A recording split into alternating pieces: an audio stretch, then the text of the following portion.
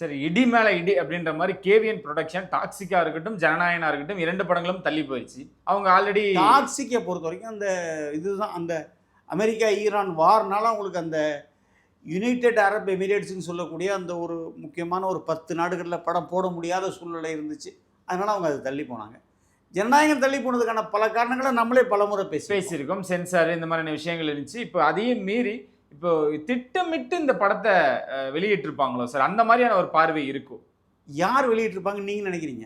Sir அதுதான் இப்போ ஒரு மிகப்பெரிய ஒரு கொஸ்டின் மார்க்காக இருக்குது. ஆனால் இந்த சில பேர் வந்து எல் முருகன் சொல்கிறாங்க, சில பேர் உதயநிதின்றாங்க. State and central. நான் என்ன சொல்கிறேன்னா, எல் முருகனுக்கோ உதயநிதிக்கோ இந்த படத்தை வெளியில் விடுறதுனால ஏதாவது ஆதாயம் இருக்குமான்னு நான் யோசித்து பார்த்தேன். ஆதாயம் இருக்கிற மாதிரி எனக்கு தெரியவே இல்லை.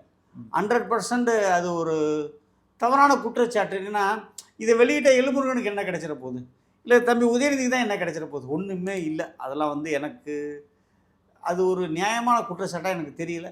இன்னும் சொல்லப்போனால் அந்த குற்றச்சாட்டை நான் மறுக்கிறேன். வேறு யார் தான் வெளியிட்டுருவாங்க அந்த கேள்விக்கு என்கிட்ட பதில் இல்லை.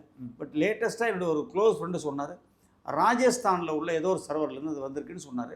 அதுக்கப்புறம் உள்ள டீட்டெயில்ஸ் எனக்கு தெரியல. Periyar Maniammai Institute of Science and Technology, Tanjavur. Civil engineering with specialization in GIS, remote sensing and more.